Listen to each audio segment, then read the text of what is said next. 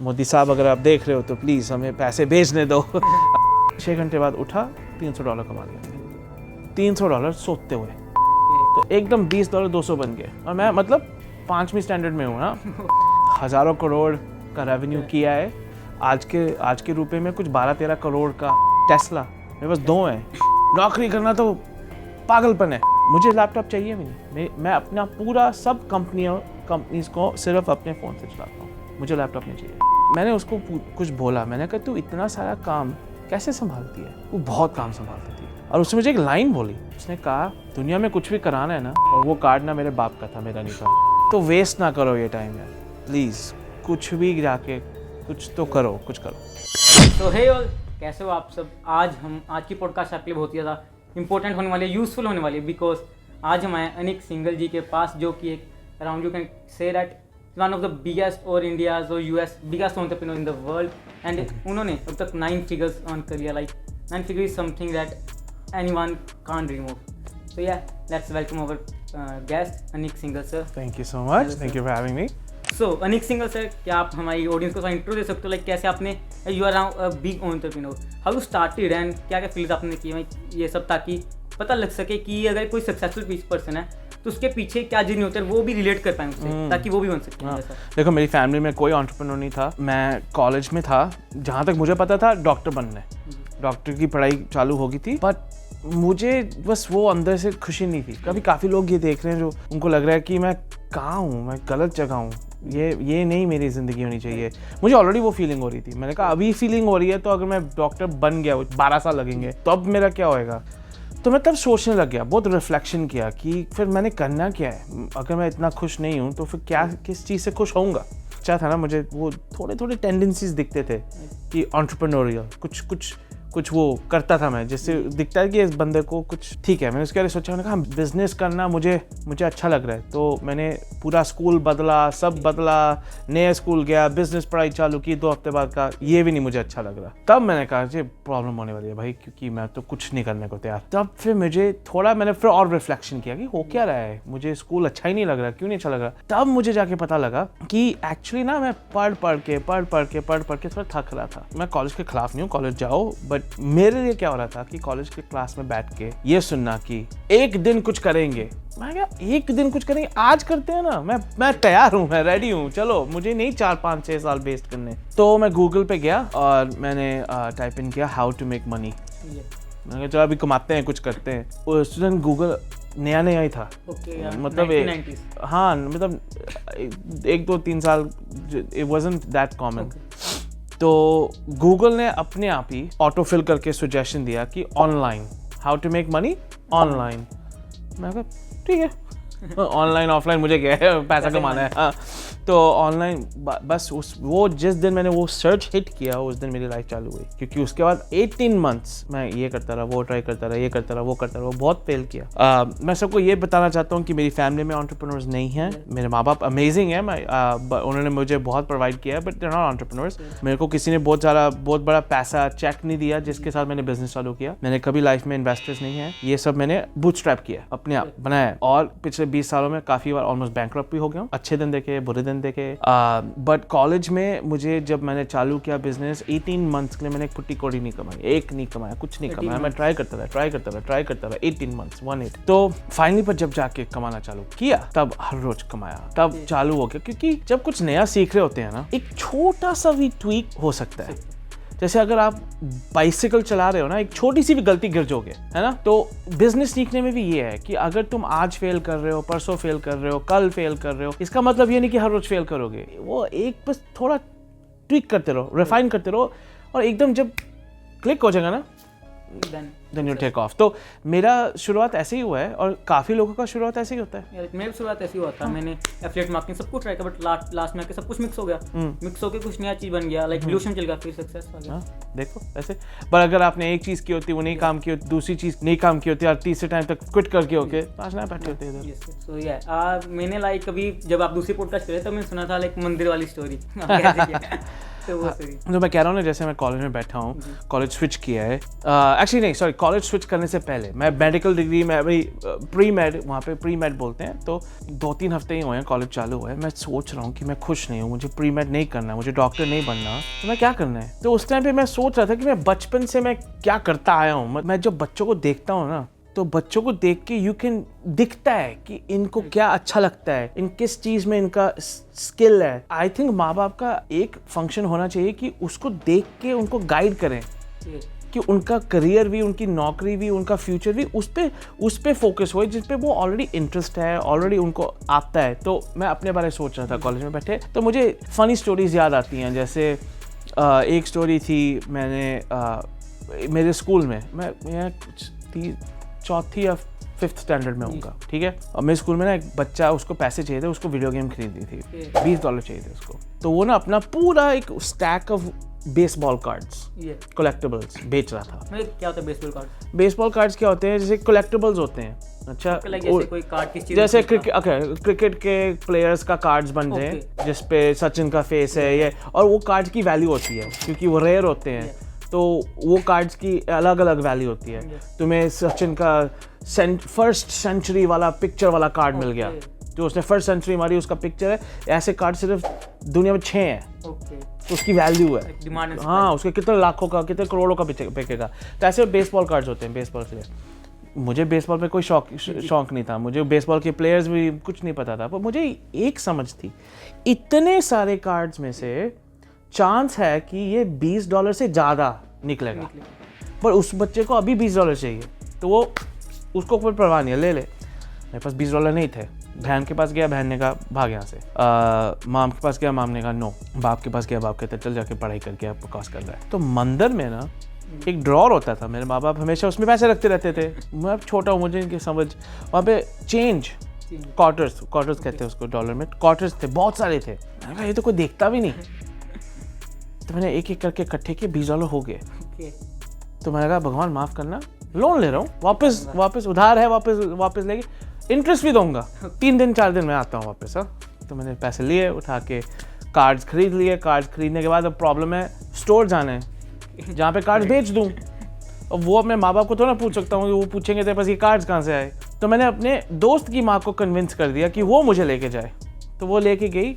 मैं गया, कार्ड्स रखे, उसने एक एक देख के बोला $200, तो एकदम $20 200 बन गए। और मैं मतलब 5वीं स्टैंडर्ड में हूँ ना, तो मैंने, मुझे तो पता था, मैंने कहा हाँ मुझे पता था, ठीक है। मैंने 200 लिए, घर गया, 2 20-20 के नोट मंदिर में रख दिए, थैंक यू भगवान। मैंने सोचा है 3-4 दिन का 100% इंटरेस्ट दिया, ये तो सब जीते, भगवान भी जीता, मैं भी जीता, सब जीते, कोई प्रॉब्लम नहीं है ना। 3-4 दिन बाद मेरे डैड मंदिर में जाते हैं और ड्रॉर खोलते हैं, सबको बुलाते हैं, कहते हैं या तो इस घर में बहुत बड़ा चमत्कार हुआ है क्योंकि ये क्वार्टर्स बिल बन गए, या किसी ने कुछ झोल किया।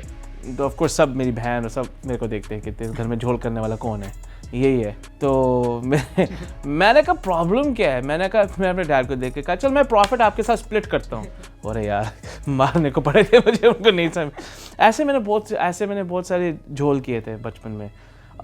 बट उस टाइम पे तो हाँ बुरी बात है, पर ऐसे दिखता भी है कि इसका दिमाग कैसे चलता है। मेरा दिमाग ऐसी चीज़ों में चल रहा था कि ना मुझे बेसबॉल कार्ड में शौक है, ना मुझे ज़्यादा समझ है, पर मुझे इतनी समझ थी कि 20 इतना कम है कि इनमें इससे ज़्यादा होएगा और मैं इसमें प्रॉफिट कमा सकता हूँ। तो ऐसी चीज़ें की वजह से मुझे पता लगा कि हाँ आई थिंक मुझे एंटरप्रेन्योर बनना चाहिए। तो लाइक ऑडियंस देखते वो भी कई कंफ्यूज रहती है। अब लाइक कोई बहुत सारे लोग कहते हैं एंटरप्रेन्योर बनो, जॉब में कुछ नहीं पता, रैट रेस कर रहे हो, एंड बहुत सारे जॉब्स वाले भी कर रहे हैं, वो कंफ्यूज हैं। मेरे पापा कहते हैं जॉब करो, कहते हैं एंटरप्रेन्योर बनो। अब उनको कैसे आइडेंटिफाई करना चाहिए कि मैं एंटरप्रेन्योर बनूं, जॉब करूं, व्हाट टू डू?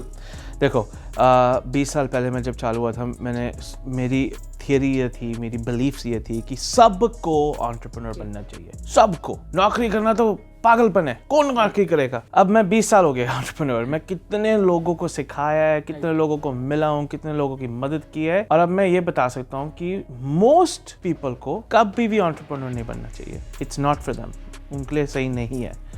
बट अब एक कॉन्सेप्ट है, उसको बोलते हैं इंट्राप्रेन्योर।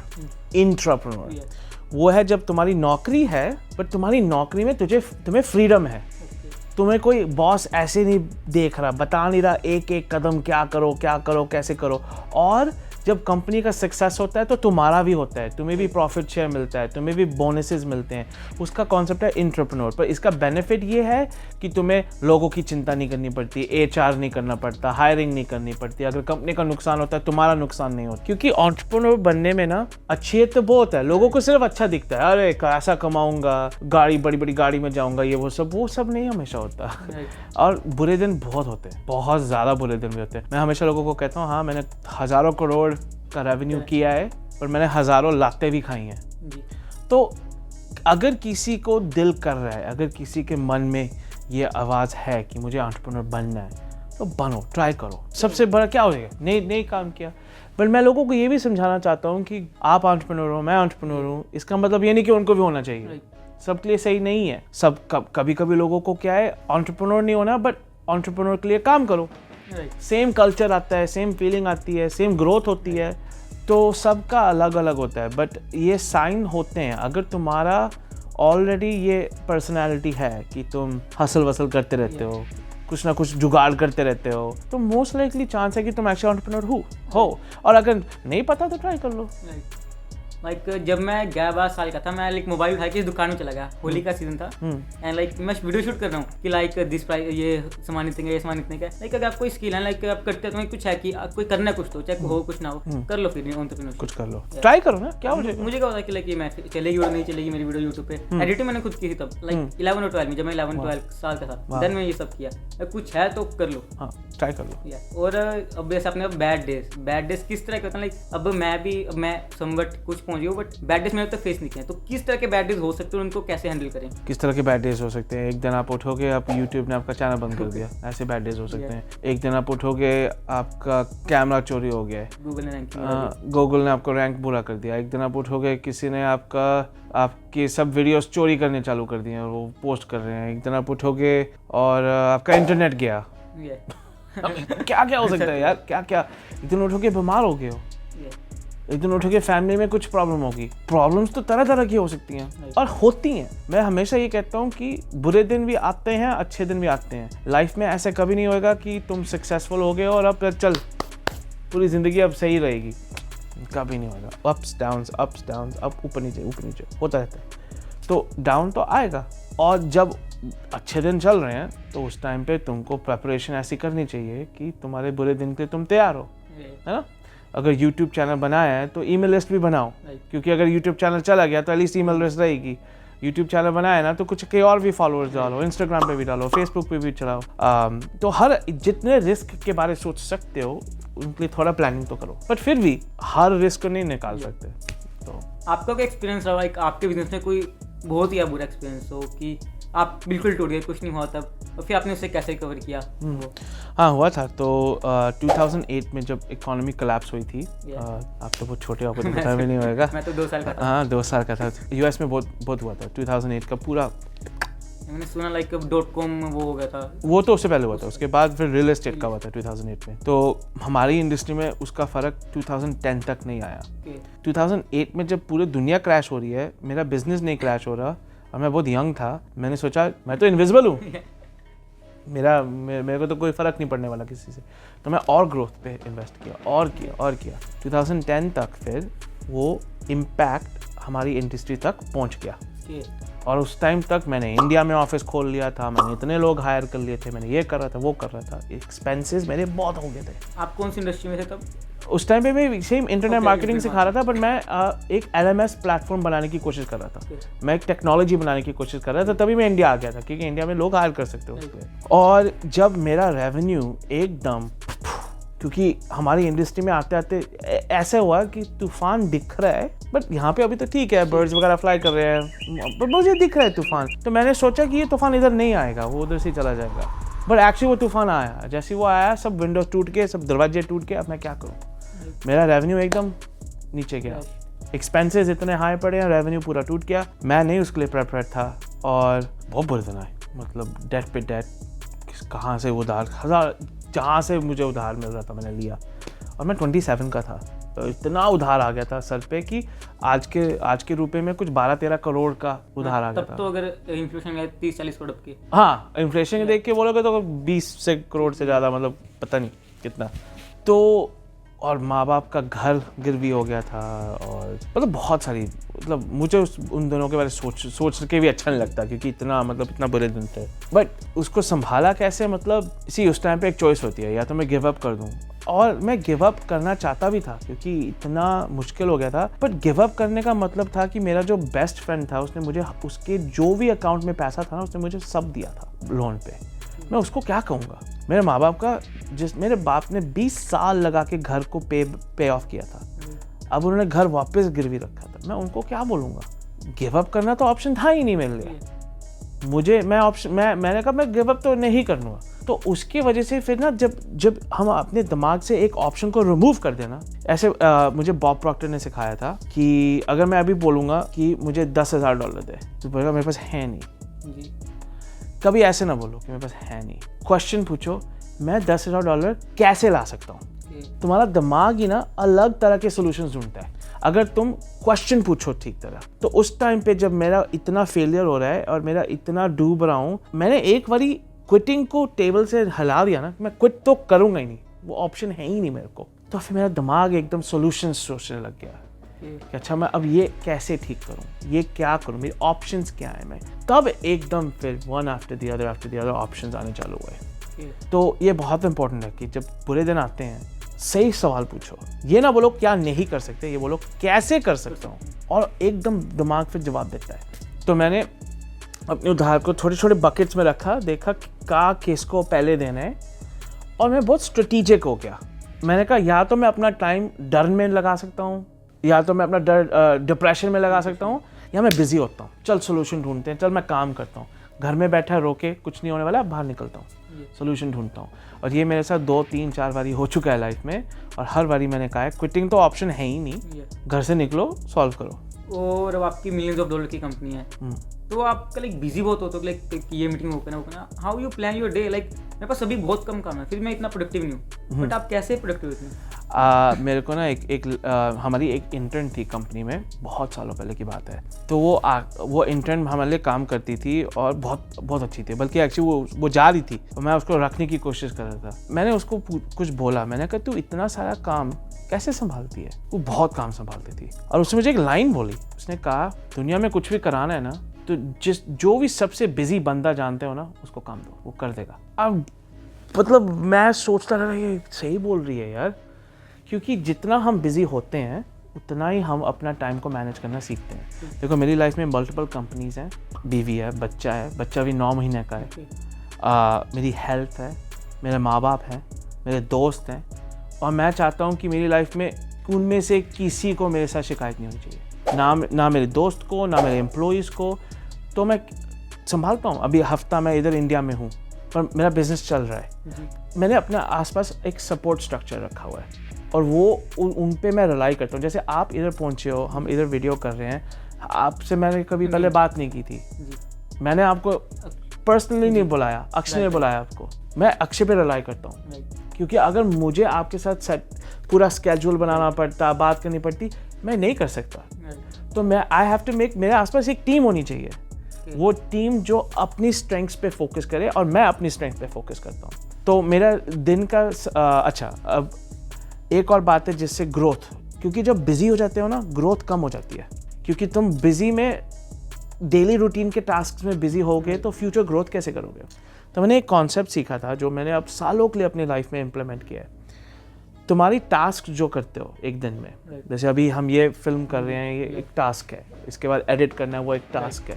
या तो हम अर्जेंट टास्क पे काम कर सकते हैं या इम्पोर्टेंट टास्क पे काम कर सकते हैं, और इसका बहुत बड़ा फ़र्क है, और दोनों करनी है। ये नहीं कि कोई एक बुरी है या एक नहीं, दोनों करनी है। पर अगर तुम हर रोज पूरा दिन सिर्फ अर्जेंट टास्क पे काम करोगे, ग्रोथ नहीं होगा। ग्रोथ होता है इम्पोर्टेंट टास्क में, अर्जेंट टास्क में नहीं। तो मैंने और मुझे पता लग रहा था कि मेरा दिन हमेशा बिजी रहता हूँ, मीटिंग्स में, ये वो, इम्पोर्टेंट टास्क तो कभी करता ही नहीं हूँ, हमेशा आज की आग को भुगा रहा हूँ, हमेशा आज का प्रॉब्लम को सॉल्व कर रहा हूँ। तो मैंने एक सिंपल रूल बनाया कि मैं कोई मीटिंग कुछ नहीं करूँगा 12 बजे तक। सुबह का 8 से 9 बजे मेरी बेटी सोती है, तो 9 to 12 मेरा टाइम है, और मैं सिर्फ इम्पोर्टेंट चीज़ें पे काम करूँगा। अर्जेंट पे काम ही नहीं करूँगा। मैं अपना टीम का जो सिस्टम है स्लैक और ये टास्क मैनेजमेंट से मैं खोलूँगा ही नहीं। अगर बहुत बड़ी प्रॉब्लम है ना, कोई आग लगी हुई है ना, वो पकड़ लेंगे मुझे, वो कभी नहीं होता है। लोग कहते हैं मैं फ़ोन कैसे बंद करूँ, वो इमरजेंसी हो जाएगी, कब होती है। मेरी लाइफ में भी 2 बार ऐसे हुआ है। तो मैं डिस्ट्रैक्ट रखता हूँ अपने आप को, फ़ोन से दूर रखता हूँ। और मेरी असिस्टेंट है, तो अगर किसी को बहुत बड़ी प्रॉब्लम होगी तो वो मुझे ढूंढ लेगी। तो वो पहले 3 घंटे या 2 घंटे मैं दिन में इंपॉर्टेंट टास्क करता हूँ। उसके बाद 12 और 5 के बीच में मैं अपनी टीम के लिए अवेलेबल हूँ। क्या चाहिए तुम्हें, क्या टास्क हैं, क्या अर्जेंट है, क्या कहाँ एडवाइस दे सकता हूँ। बट धीरे धीरे मैं क्या कर रहा हूँ, अपना स्केड्यूल को ऐसे बदल रहा हूँ कि एक दिन मैं नहीं चाहता कि मैं CEO रहूँ। मुझे CEO का पोजीशन के साथ कोई लगाव नहीं है। लोग हमेशा कहते हैं CEO बनना है। मुझे पूछता असली में सबसे गंदी पोजीशन है, सबसे बकवास पोजीशन है। स्ट्रेस। मुझे नहीं बनना CEO, मुझे एंटरप्रेन्योर बनना है। मुझे कंपनियां बनानी है, मुझे कंपनी चलानी नहीं है। ओके, मुझे बनानी है, चलानी नहीं है। मेरा सिंपल रूल है। तो मैं अब चाह रहा हूँ कि ओवर टाइम CEO भी ढूंढूं जो मैं हर रोज 2 या 3 घंटे इंपॉर्टेंट टास्क पे लगा रहा हूँ। मैं चाहता हूँ कि वो 5 या 6 घंटे बन जाए या 7 या 8 घंटे बन जाए, कि इस तरह मैं सिर्फ इंपॉर्टेंट टास्क पे टाइम लगाऊं। जैसे अभी मैं आपके साथ बैठा हूँ, ये मेरे लिए अर्जेंट टास्क नहीं था, ये इंपॉर्टेंट टास्क है। क्योंकि अब मैं देख रहा हूँ कि इंडिया मार्केट में क्या चल रहा है, इंडिया की पॉडकास्टर्स क्या कर रहे हैं। ये पॉडकास्ट जब निकलेगा मैं देखूंगा कैसा रिसेप्शन है, लोग इसके बारे में क्या कह रहे हैं, क्या मेरा मैसेज यहाँ पे वेल रिसीव्ड है, मुझे इंडिया में आना चाहिए कि नहीं आना चाहिए। ये कितना बड़ा टास्क है। सोचो मैं डिसाइड करता हूँ इंडिया में आ रहा हूँ, 1 बिलियन लोग को अब मैं एक्सेस कर सकता हूँ। बट अगर मैं अर्जेंट टास्क में फंसा रहता तो 1 हफ्ता में इंडिया नहीं आ सकता। अगर मेरी कंपनी मेरे बगैर नहीं चल सकती तो मैं ये नहीं कर सकता, जिससे बहुत बड़ा ग्रोथ हो सकता है।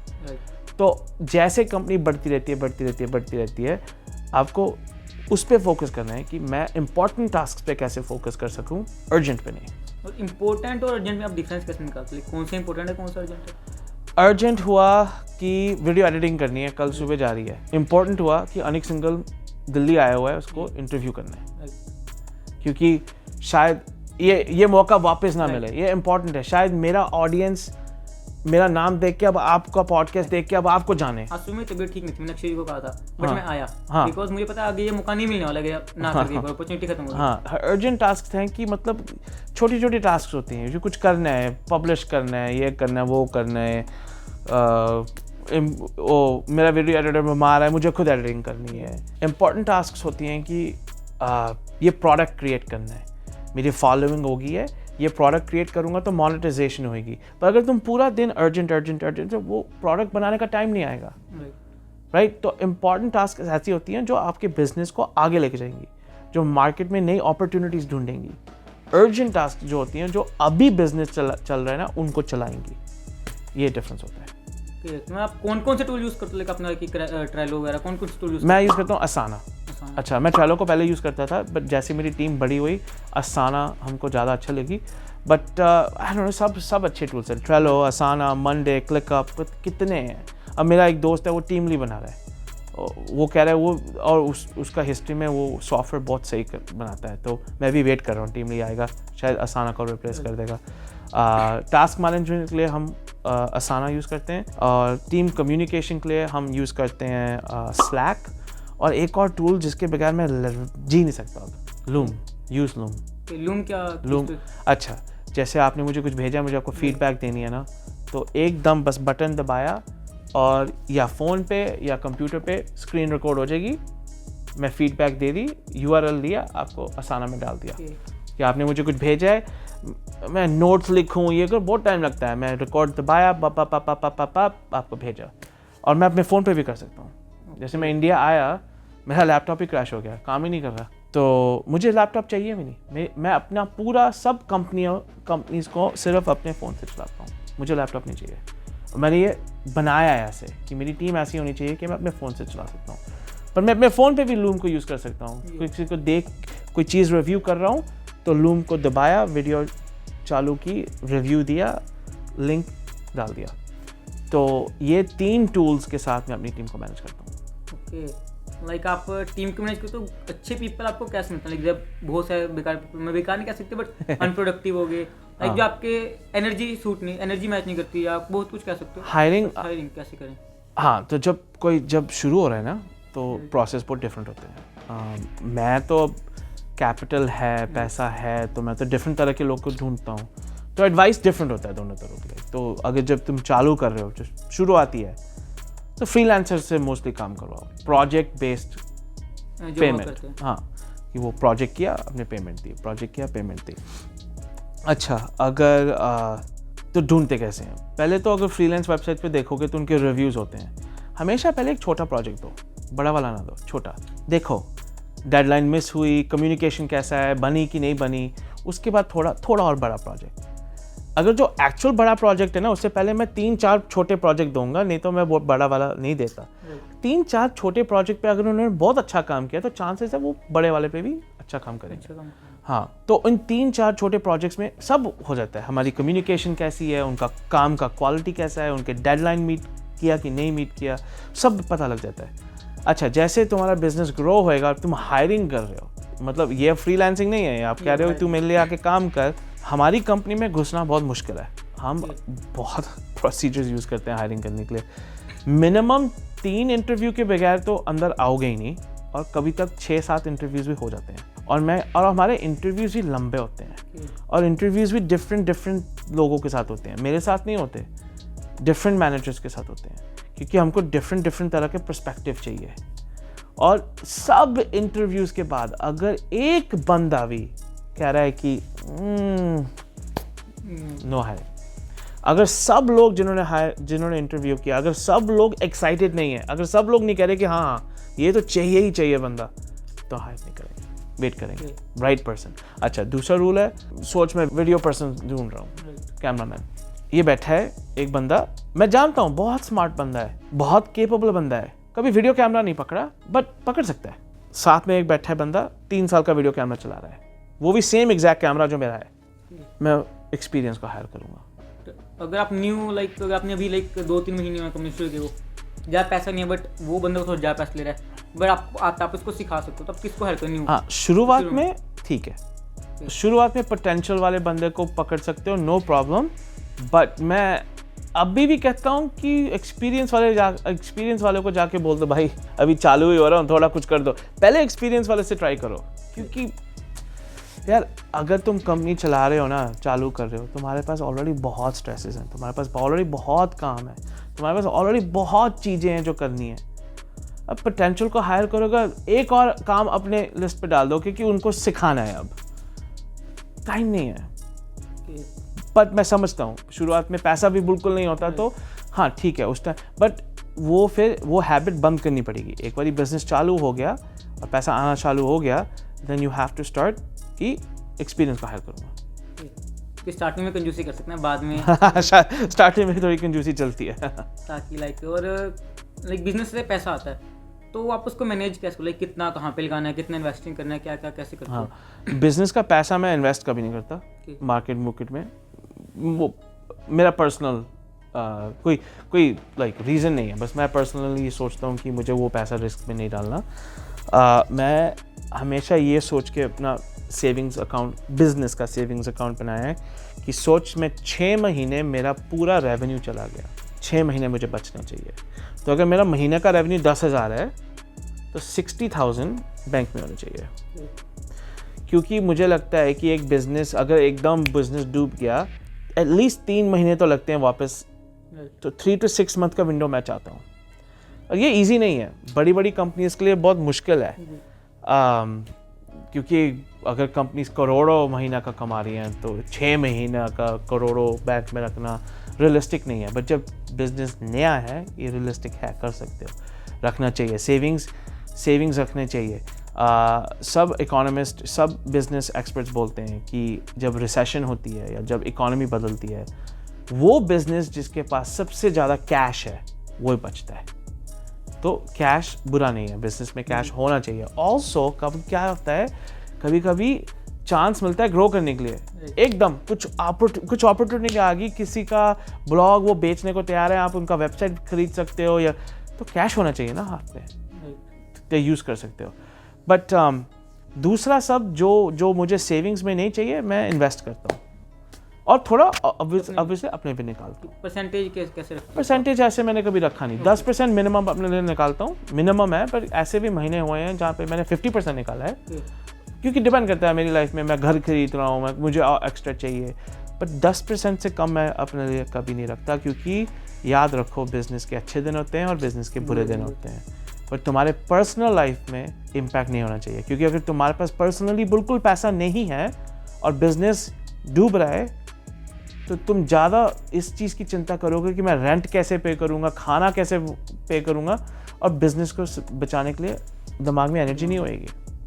तो हमेशा बिजनेस जितना भी सक्सेस ले रहा है वो आप पे है, जितना निकालना है पर निकालो, हर महीना निकाल के अपने, और खुद के पैसे को इन्वेस्ट करो रियल एस्टेट में, मार्केट में, जो वो आपको जो करना है। मुझे रियल एस्टेट अच्छा लगता है, मैं रियल एस्टेट में करता हूँ, बट रियल एस्टेट के लिए चाहिए भी बहुत होता है, तो उतने टाइम में मार्केट में इन्वेस्ट करो या जो भी करना है। तो डोनेशन का क्या रखता है कि डोनेशन करके आपके अकॉर्डिंग देंगे तो आएगा? डोनेशन हम बहुत करते हैं, मेरी वाइफ और मैंने एक फाउंडेशन चालू की, हमने मुंबई में 6-7 स्कूल बनाए हैं, हमने आश्रम को सपोर्ट किया है, हमने एक हॉस्पिटल बनाने में सपोर्ट किया है, बच्चों के लिए एंटरप्रेन्योरशिप एजुकेशन का कुछ बना रहे हैं अभी। मैं बहुत बिलीव करता हूँ। बट मेरी पहली TEDx टॉक इस पे थी कि मैं डोनेशन कैसे करता हूँ। मुझे गिव बैक बहुत अच्छा लगता है, बट मुझे डोनेशन देना ज़्यादा अच्छा नहीं लगता, क्योंकि ऐसे बहुत सारी ऑर्गेनाइजेशंस हैं दुनिया में जो कहते हैं हमको पैसा दो पैसा दो पैसा दो। ठीक है, वो काम भी बहुत अच्छा कर रही है, मैं कुछ बोला नहीं कह रहा, बट प्रॉब्लम क्या है ना, अगर उनको अभी पैसा दिया तो उनको कल फिर पैसा चाहिए, परसों फिर पैसा चाहिए, नेक्स्ट ईयर फिर पैसा चाहिए, फिर नहीं, ऐसे हमारी तरक्की नहीं हो रही। क्योंकि मैं या तू या हम कितना देंगे, हर रोज़ देंगे, हर रोज़। तो मेरा कॉन्सेप्ट था कि नॉन प्रॉफिट ऐसे बनना चाहिए कि वो अपने दम पे खट पाए, उसी बिजनेस में प्रॉफिट होने हाँ, मैं कहता हूँ कि अगर मैं तुझे डोनेशन दे रहा हूँ, एक प्रॉफिट को डोनेशन दे रहा हूँ, तो रख, पर रिटर्न दे मुझे। रिटर्न का मतलब मुझे पैसे वापस नहीं चाहिए, पर मुझे ये दिखा कि मेरा एक वाली तेरा दिया, तेरे को हर साल कुछ। तो हमारे जो स्कूल्स थे, हम स्कूल बनाते थे, पर स्कूल जाने के लिए इवन दो वो स्लम्स में है, फीस होती है, थोड़ी फीस, और वो फीस एक बारी 100 बच्चे हो गए ना, वो स्कूल सेल्फ सफिशिएंट है। मतलब उस स्कूल को कभी नेक्स्ट ईयर पैसा और नहीं चाहिए। और पता हो क्या हुआ, और अभी तक वो स्कूल्स बचे हुए हैं। जब मोदी सर आए, पता नहीं उनको क्या प्रॉब्लम की, उन्होंने क्यों किया ये, मोस्ट नॉन प्रॉफिट्स इंडिया में मतलब 96% नॉन प्रॉफिट्स को अब बाहर से पैसा लाना अलाउड नहीं है। तो अब मैं तो US का हूँ, मुझे अब वो स्कूल्स को पैसे देना अलाउड नहीं है। 4 साल हो गए, तो वो स्कूल बंद हो जाते ना, बट बंद नहीं हुए, चल रहे हैं, क्योंकि वो अपने दम पे चल रहे हैं। तो हम गिव बैक ज़रूर करते हैं, हमारा कोई परसेंटेज नहीं है ऐसे, बट हमेशा रखते हैं दिमाग में कि हर साल एक प्रोजेक्ट बड़ा करना है। 4 साल हो गए बड़ा प्रोजेक्ट अब नहीं 3 साल हो गए बड़ा प्रोजेक्ट नहीं किया, क्योंकि मोदी साहब अगर आप देख रहे हो तो प्लीज़ हमें पैसे भेजने दो अच्छा काम ही करने की कोशिश कर रहे हैं। अब फाइनली वेट कर करके थक गए हैं, तो अब मैं प्रोजेक्ट्स इंडिया के बाहर देखूंगा। दुख बहुत होता है, क्योंकि देश मेरा अपना देश है, मैं देना चाहता हूँ, यहीं पे करना चाहता हूँ, पर कर नहीं पा रहा, हाथ मेरे बांध दिए हैं, अलाउड ही नहीं है पैसा यहाँ पे लाना। तो अब देखेंगे दूसरे देशों में, दूसरे कंट्रीज़ में, बट गिव बैक का मेरा बहुत है। आई मीन मैं देखो, मेरी अब लाइफ में मैं ऐसा आ चुका हूँ कि अगर आप मुझे कल मेरी नेटवर्थ को डबल भी कर दोगे, कुछ नहीं बदलने वाला। मैं आपके साथ आज इसी काउच पे, इसी कमरे में, इसी होटल में बैठा रहूँगा मैं जैसे फ्लाई करके आया हूँ वैसे ही फ्लाई करके आऊँगा। जिस गाड़ी में मैं आज ट्रैवल कर रहा हूँ उसी गाड़ी में मैं ट्रैवल करूँगा। मेरी लाइफ कुछ बदलेगी नहीं, बट उस पैसे से दूसरों लोगों की लाइफ पूरी बदल सकती है। तो अब मैं ऑलमोस्ट 40 का होने वाला हूँ, अब मुझे पैसों से इतना लगाव नहीं है जितना मुझे इम्पैक्ट से है। मैं आपके साथ इधर बैठा इस करके ये पॉडकास्ट कर रहा हूँ, ये नहीं कि मुझे बहुत पैसा कमाने को मिलेगा इससे, बट जितने भी हज़ारों लोग इसको देखेंगे, शायद एक बात जो मैंने बोली है शायद उनको थोड़ी मदद कर देगी, वो उससे मैं उठता हूँ हर सुबह। मैं क्यूरियस हूँ कि आपका फर्स्ट बिजनेस कौन सा था? आपने इतने सारे बिजनेस बिल्ड किए और बंद भी किए हैं, बेचे भी हैं, तो फर्स्ट बिजनेस कौन सा था? फर्स्ट मतलब फेल भी हो गया तो कौन सा था कि सक्सेसफुल बिजनेस? फेल भी हो गया, सक्सेसफुल। अच्छा, तो मैं स्कूल में था ना, तो मैं हमेशा बहुत क्रिएटिव बंदा रहा हूँ, तो स्कूल में मेरे ग्रेड्स बहुत अच्छे आते थे, बट मैं कभी भी क्लास में स्मार्टेस्ट बंदा कभी नहीं था, बट मैं क्लास में हमेशा हार्डेस्ट वर्किंग था। आज तक एक भी कमरे में कोई ऐसा बंदा नहीं आया मेरे साथ जो मेरे से ज़्यादा हार्ड वर्किंग है। कल रात भी हमने एक VIP डिनर किया था, हम वहाँ पे थे, तो वहाँ पे एक और बंदा था जिसने मेरे साथ पॉडकास्ट कल किया था, और वो मुझे बैठ के देख रहा है और मुझे यही एक क्वेश्चन पूछता है, कहता है मुझे एक ही आपको क्वेश्चन पूछना है जो पॉडकास्ट पे नहीं पूछ पाया, आपके पास इतनी एनर्जी कहाँ से आती है? आप पूरा दिन मैंने आपको देखा है पॉडकास्ट पे, आप पार्टी पे आए हो, उससे पहले वाले दिन आपने स्टेज पे बोला था, उससे पहले वाले दिन आप US से ट्रैवल करके आए हो, और मैंने तो आंसर यही है कि जब तक मैं जिंदा हूँ ना, मैं ऐसे कमरे में कभी नहीं होऊंगा जहाँ पे कोई मेरे से ज़्यादा हार्डवर्क कर रहा है। तो मैंने स्कूल में मैं हमेशा ना कोई टीचर को मैं समझता था, टीचर को तंग करोगे ना ज़्यादा कि टीचर अच्छा हेल्प करो, टीचर हेल्प करो, वो ना ग्रेड अच्छा ही दे देते हैं, तंग आके थोड़ा ग्रेड अच्छा दे देते हैं। मेरे ऐसे बहुत सारी स्ट्रैटेजीज थे। अच्छा, जो क्लास में सबसे स्मार्ट बच्चा है ना, उसका दोस्त बन जाओ, होमवर्क बहुत ईजिली हो जाता है। तो मैंने ऐसी सारी स्ट्रैटेजीज़ बनाई थी जिसके थ्रू मैं ग्रेड्स अच्छे लाता था। तो कॉलेज में जब मैंने चालू किया रिसर्च करना, पैसे कैसे कमाओ ऑनलाइन, तो मुझे दिख रहा था लोग ना कोई टॉपिक लेते हैं जिस पे वो उनको आता है, उसकी कोई बुक लिखते हैं, ई-बुक उस टाइम पे, और वो ई-बुक बेचते हैं।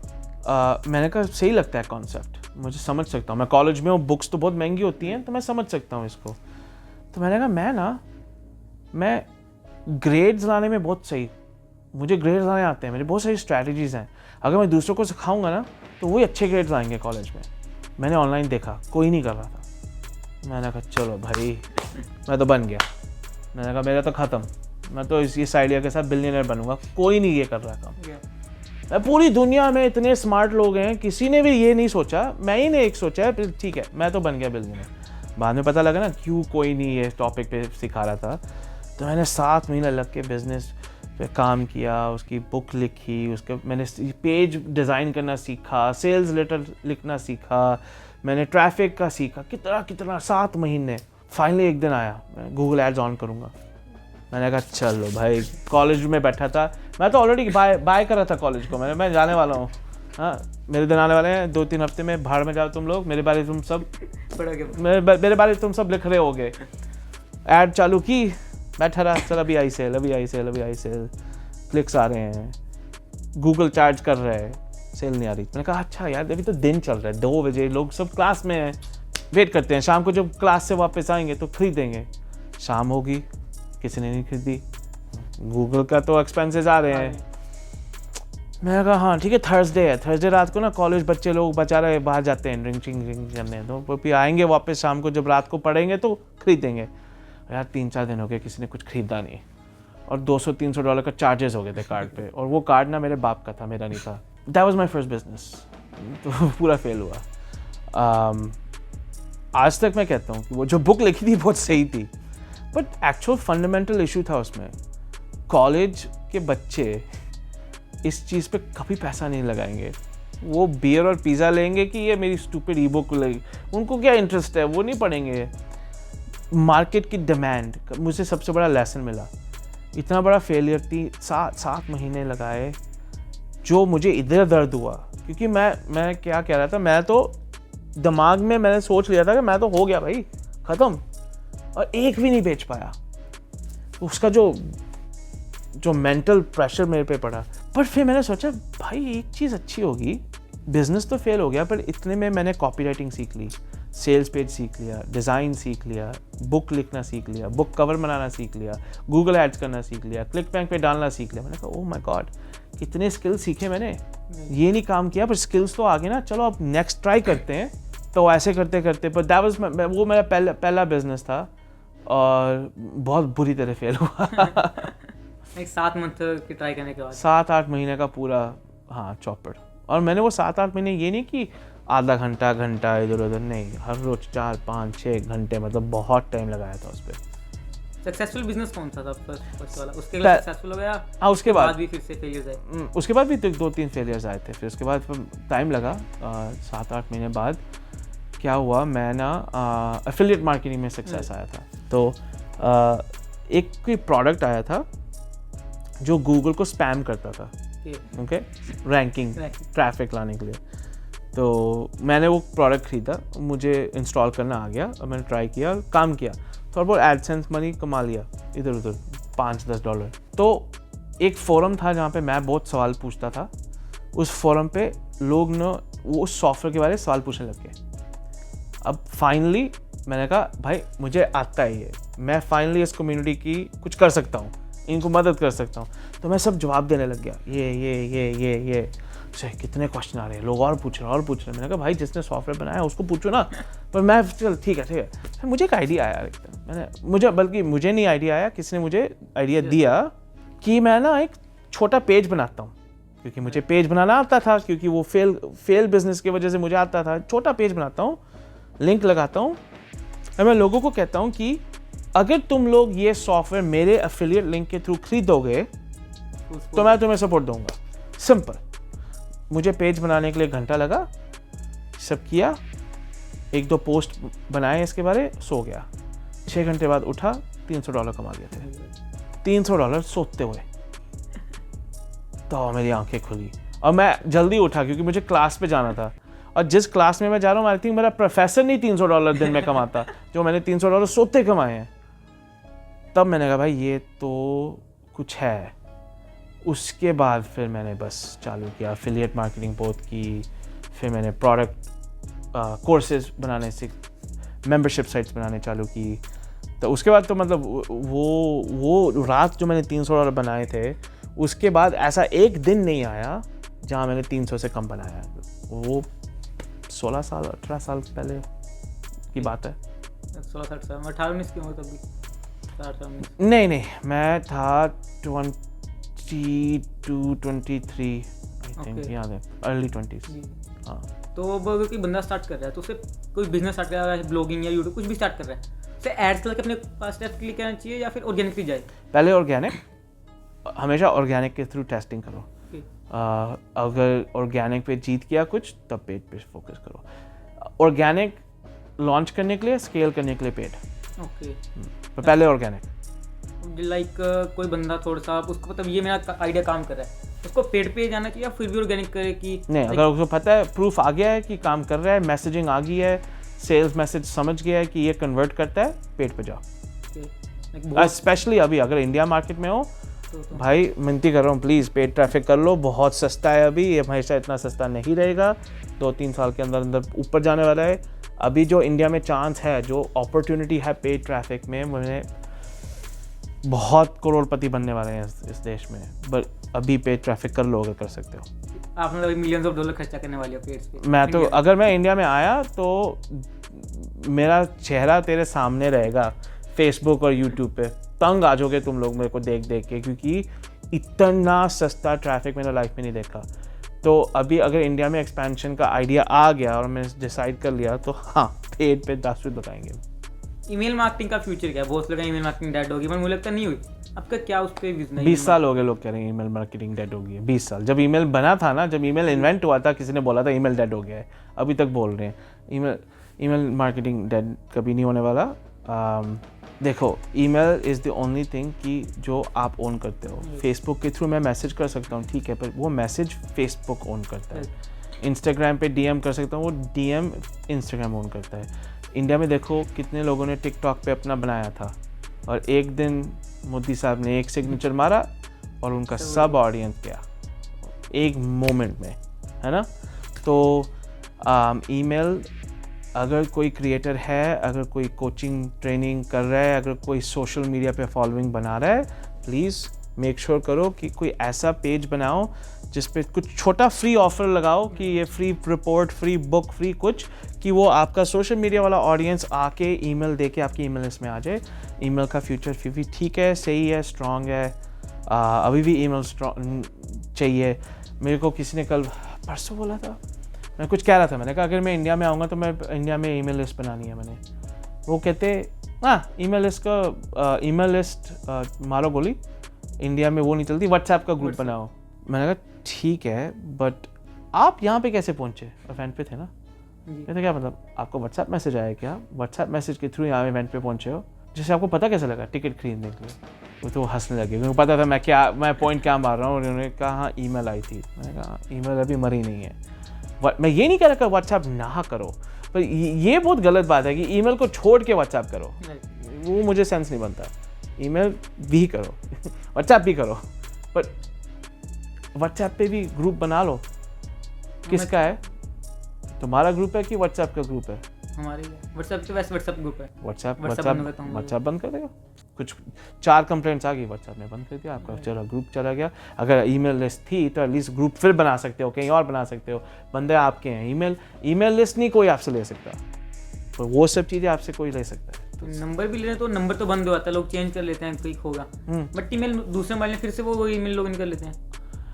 वो तो ठीक है, लोग बदलते रहते हैं, उसका मैं क्या करूँगा। वो तो लोग नंबर भी बदलते हैं, लोग ईमेल भी बदलते हैं। बट मेरे को सबसे बड़ी प्रॉब्लम है कि अगर मेरा बिजनेस है तो मेरा ऑडियंस मेरा होना चाहिए। I should own my audience. But अगर सोशल मीडिया पे है तो वो मेरा ऑडियंस नहीं है, वो उधार पे है और वो मुझसे कभी भी ले सकते हैं। और अगर कोई अपना बिजनेस स्टार्ट करता है तो उसकी फाउंडेशन कौन चाहिए कि मैं कि ये तो कोई मैं कि उसको अगर छोड़ दे तो वो खत्म आपके बिजनेस में, कि ऐसा कुछ पे पूरा आपको मतलब कि ध्यान देना चाहिए बिजनेस में। प्रोडक्ट सबसे इम्पोर्टेंट चीज़ है। बहुत लोगों को पैसा कमाने से इतना एडिक्शन है कि वो प्रोडक्ट को एरा गैरा बना के भागना चालू कर देते हैं। कभी ठीक है, पहला प्रोडक्ट परफेक्ट नहीं होना चाहिए, ठीक है, बट जैसे प्रोडक्ट बेच रहे हो ना, कस्टमर फीडबैक लो और प्रोडक्ट को इम्प्रूव करो। जितना प्रोडक्ट को इम्प्रूव करोगे ना, उतना ही मुफ्त की बकाई आएगी। क्योंकि ये आईफोन ना मैं लेना नहीं चाहता था। मैं एप्पल का कभी कुछ यूज़ नहीं करता था। मैं हमेशा डेल या मुझे मैक में कोई शौक नहीं था। पर मैंने ना 2-3 दोस्तों ने आईफोन लिया और मैं उनको देखता था वो, और बहुत खुश थे, उनको अपने आईफोन से बहुत खुशी थी। फाइनली एक दिन मैं एप्पल स्टोर में जाके आईफोन उठा लिया मैंने। हाँ, टेस्ला मेरे पास 2 हैं। मैं बिल्कुल खिलाफ था कि क्या बकवास इलेक्ट्रिक गाड़ी में इंजन होना चाहिए, गाड़ी को जब ऑन करो आवाज़ आनी चाहिए। मेरे सारे दोस्त फैमिली में सब टेस्ला ले रहे हैं और टेस्ला अमेजिंग है, बेस्ट है, ये है वो है। मुझे अपनी कार से भाई देखते हैं जाके है क्या चीज़, देखी, ड्राइव की, अच्छी लगी, खरीद ली, क्योंकि वो प्रोडक्ट इतना अच्छा है। तो टेस्ला और एप्पल ने मेरे को कस्टमर बनाने के लिए पेड ट्रैफिक नहीं रन किया। उन्होंने मेक श्योर किया कि उनके एग्जिस्टिंग कस्टमर्स अपने प्रोडक्ट के बारे में कितना अच्छा बोल रहे हैं, कि तो प्रोडक्ट पे फोकस रखो पहले, सोल्यूशन पे, प्रोडक्ट पे भी नहीं, सोल्यूशन। प्रॉब्लम क्या है यार, आप हो क्यों यहाँ पे, आप मार्केट में क्या कर रहे हो, कौन सी प्रॉब्लम सॉल्व कर रहे हो, क्या वैल्यू ला रहे हो। अगर सिर्फ पूरा दिन ना पैसा कमाना, शायद सक्सेस हो जाएगा, छोटा सक्सेस होएगा और फेल होगे बाद में जाके। बट अगर एक्चुअल प्रॉब्लम ढूंढ लिया जिसके लिए तुम सोल्यूशन ढूंढ रहे हो और वो प्रॉब्लम को सॉल्व कर रहे हो, तो तब आपके बीच में कोई नहीं आ सकता रास्ते में। तो ये प्रॉब्लम कैसे ढूंढे, जो आपने कि प्रॉब्लम ढूंढ लो, कैसे ढूंढे इसको? मुंह बंद करो और कान खोलो, देखो आसपास क्या प्रॉब्लम है, तुम्हें क्या प्रॉब्लम है, क्या ऐसी चीज़ है जो तुम सोचते हो कि काश इसका सोल्यूशन होता। मैं इंडिया में अभी यही ढूंढ रहा हूँ, ये हफ्ता मैं यही सुन रहा हूँ, मैं चुपचाप सुन रहा हूँ। अगर मैं इंडिया में आऊँगा तो इंडिया में बहुत सारे स्मार्ट लोग हैं जो टीच कर रहे हैं, जो यूट्यूब पे सिखा रहे हैं, जो मार्केटिंग सिखा रहे हैं, जो बिजनेस बनाना सिखा रहे हैं। तो मैं बट ऐसा मेरा कुछ है यूनिक, ऐसी कोई प्रॉब्लम है जिसके लिए अनेक सिंगल बेस्ट है सॉल्व करने के लिए, अगर वो मुझे मिल गया तो ठीक है मैं आ जाऊँगा। बट अगर मुझे नहीं मिला और मैं बस वन ऑफ एक और बंदा, तो फिर टाइम वेस्ट है, टाइम पर बात है, फिर मैं नहीं आऊँगा। तो सुनो, देखो, अपने माँ बाप को देखो, अपने अंकल, अपनी कम्युनिटी को देखो, अपने चाचा चाची को देखो, अपने बहन भाई को सुनो, क्या चीज़ें उनको तकलीफ़ दे रही हैं, क्या चीज़ों में वो फंसे हुए हैं, क्या चीज़ मार्केट में नहीं है या क्या चीज़ जो मार्केट में है बेहतर हो सकती है। प्रॉब्लम दिख जाएगी, प्रॉब्लम्स बहुत हैं दुनिया में, बहुत हैं। आंखें खोलो, कान खोलो, दिख जाएंगी। लर्न आई से अब आपकी कंपनी है, उसकी एडवर्टाइजिंग बहुत मिलियंस ऑफ डॉलर्स है, एंड अपनी शुरू लाइक वो नॉलेज बेस्ड बिजनेस है। तो वो नॉलेज बेस्ड बिजनेस को कोई भी इतना बिग नहीं लेगा, तो आप कैसे उसको स्टार्ट किया और इतना बिग कैसे लगा, एक बड़ा एक ह्यूज बिजनेस अब तो वो। हाँ, तो स्टार्ट तो मैंने एक कोर्स के साथ किया, एक चीज़ सिखानी थी मुझे, एफिलिएट मार्केटिंग आ गई थी तो मैंने एफिलिएट मार्केटिंग सिखाना चालू किया। उसके बाद मेरा ऑडियंस बहुत बन गया बड़ा, बट मुझे एक प्रॉब्लम थी कि मुझे तो सिर्फ 2-3 चीज़ें आती हैं और मैं थोड़ा हर चीज़ का एक्सपर्ट बनूंगा लाइफ में। आई थिंक एक्सपर्ट बनना है तो 2-3 से चीज़ों से ज़्यादा एक्सपर्ट नहीं बन सकते, बल्कि एक चीज़ पे ही एक्सपर्ट बनो। तो फिर मैं सोच रहा था कि मैं ईमेल मार्केटिंग का फिर एक्सपर्ट बन गया, एफिलिएट मार्केटिंग का एक्सपर्ट बन गया और थोड़ा पेड ट्रैफिक का। पर उसके बाद इतने टॉपिक्स हैं, social media, e commerce, Amazon, eBay, पता नहीं कितने बथेरे।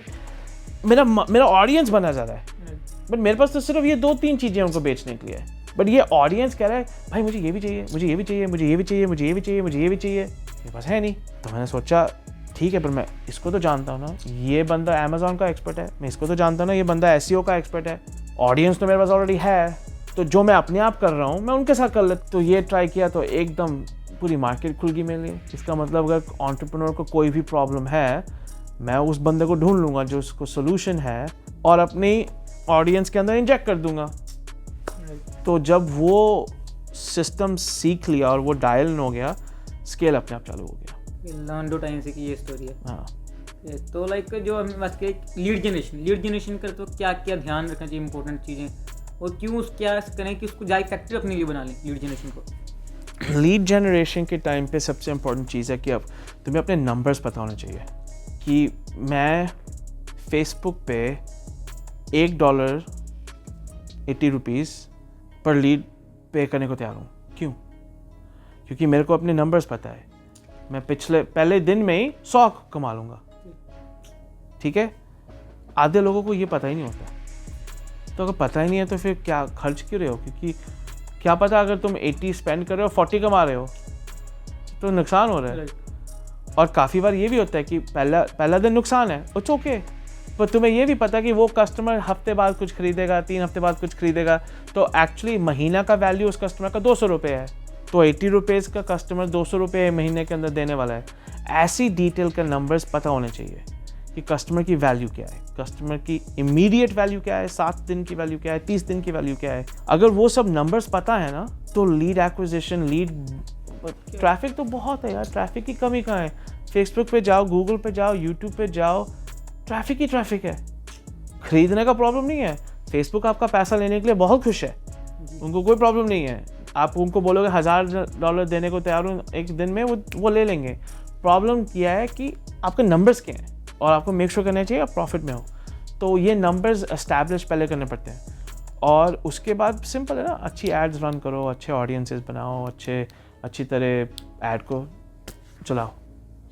तो आप लाइक जैसे अब मेरी एज बहुत कम है, तो आप लाइक अब मेरी ऑडियंस लाइक जब मैं स्टूडियो देखता हूँ तो 25 to 30 तक, लाइक मेरी ऑडियंस 18 से 30 तक है, तो मैक्सिमम उतना देखते हैं।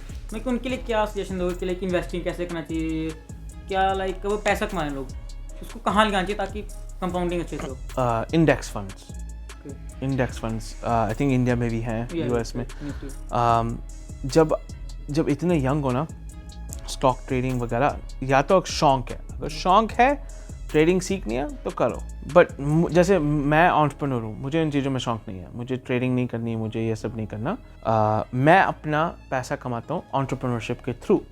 तो इन्वेस्टमेंट मेरा उधर रिस्क है, काफ़ी रिस्क है, तो जो मैं इन्वेस्टमेंट कर रहा हूँ ना, मुझे रिस्क नहीं चाहिए, तो मैं रियल एस्टेट में इन्वेस्ट करता हूँ और इंडेक्स फंड्स में इन्वेस्ट करता हूँ, सिंपल।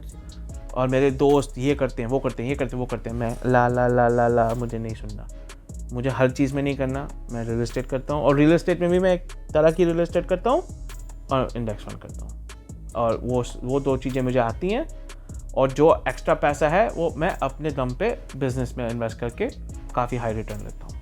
शॉर्ट फॉर्म कंटेंट का क्या फ्यूचर है? लाइक अभी आपको पता है गूगल ऐप स्टोरी आया होगा, आपको ऐसे अगर पता हो, Google app story, Instagram reels, ये सब शॉर्ट फॉर्म कंटेंट है। हाँ, तो उसका क्या फ्यूचर है अभी? शॉर्ट फॉर्म कंटेंट ही अब फ्यूचर है।